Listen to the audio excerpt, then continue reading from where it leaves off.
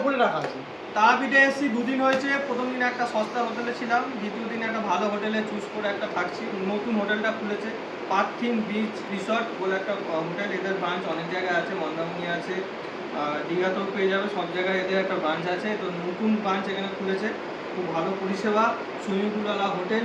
ঠিক আছে, আমরা যে হোটেলটা আছি সেটা ডবল বেডরুম আছে, 6,500 টাকা ভাড়া নিয়েছে। তো আমরা এখন খাওয়া দাওয়ার জন্য চিজ বেবিকর্ন নিয়েছি। পরিষেবা খুবই ভালো, একদম সার্ভিসটা ভালো করে করেছে। এই তো চিজ বেবিকর্ন। আর আমরা বাইরে থেকে তারাপীঠ থেকে ফেরার সময় বেশি হয়ে গেছে বলে কাতলা মাছ ভাজা নিয়ে এসেছি, কাতলা মাছ দেশি কাতলা কিনে নিয়ে এসেছিলাম, সেটা এখানে দিয়েছি।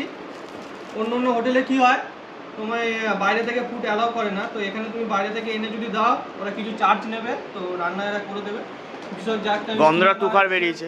বিশেষ কিছু জানার জন্য স্ক্রিনে দেওয়া নাম্বারটা দিয়ে দিলাম, যোগাযোগ করবেন, চলে আসবেন। নমস্কার। এখানে স্যালাড, এখানে চাট, এখানে এই যে একটা দিয়েছি। তুমি তো